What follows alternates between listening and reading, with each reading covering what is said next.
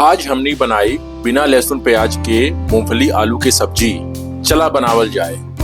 सबसे पहले हमें लेवे के बाद एक ठे ग्राइंडर जार, ओकरे बाद हमने डालब 1 चम्मच जीरा, फिर आधी चम्मच साबुत काली मिर्च, ओकरे बाद 1 चम्मच साबुत धनिया, फिर हम डालब ओमे सूखी लाल मिर्च।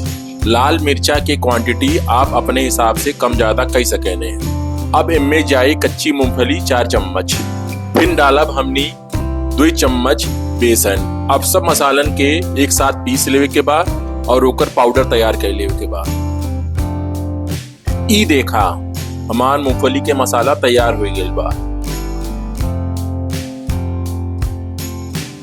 अब हमने की एक कढ़ाई लेवे के बाद और उनमें डाले के बाद थोड़ा तेल गरम होए के बाद हमने डालब आधा चम्मच राई और साथ ही डालब हमने आधा चम्मच हींग। थोड़ी भुने के बाद अब हमने डालब उनमें करी पत्ता और साथ ही साथ उनमें आलू डाल दे और उगरे बाद कुल्हिन के अच्छे से मिलाए लेवे के बाद बीच बीच में हमने सबके सब्जी के अच्छे से चलावत रहे के बाद जब तक हमने के आलू अच्छे से भुन न जाए, ना ही तो नीचे से पकड़े के डर होला। ई देखा हमने के आलू साइड से लाल हो गइल बा।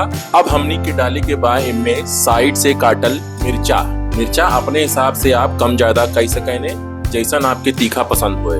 अब हमने के डाले के बाद स्वाद अनुसार नमक।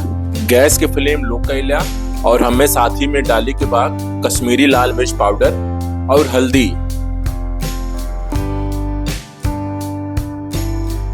अब हमने के सब अच्छा से मिक्स करके कढ़ैया के ढक देवे के बाद और बीच बीच में कवर हटाई के सब्जी के चलावत रहे के बाद ध्यान दिया गैस के फ्लेम लोए रखे के बाद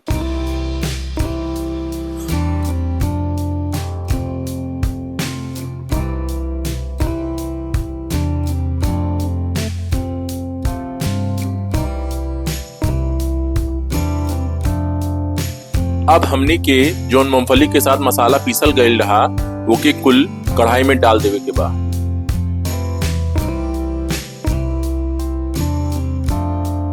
अब सबनी के अच्छे से मिक्स कर लेवे के बाद और कढ़ाई के ढक देवे के बाद ओकरे बाद बीच बीच में कवर हटाई के सब्जी के चलावत रहे के बाद जब तक हमने सबके बेसन में से भुने के महक ना आवे लागे। देखी हमने के आलू पक गइल बा, हमने के मसाला से अब अच्छा महक आवे लाग बा।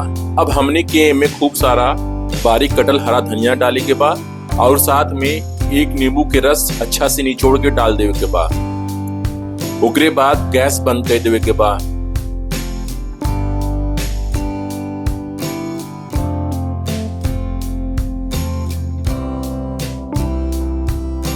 आप सबके अच्छा से मिक्स कर लिया।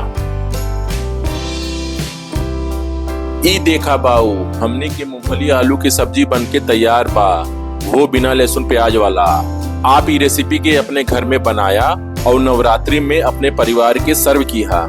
अगर ये वीडियो पसंद आयल हो तो चैनल के सब्सक्राइब और लाइक जरूर करिए और हमने की कमेंट करके बताइए कि ये नवरात्रि में आप और कौन रेसिपी देखे चाहेंगे। तब तक खातिर आप लोगों से मिल जाए अगले वीडियो में। टाटा बाय बाय और अपन खूब ख्याल रखे।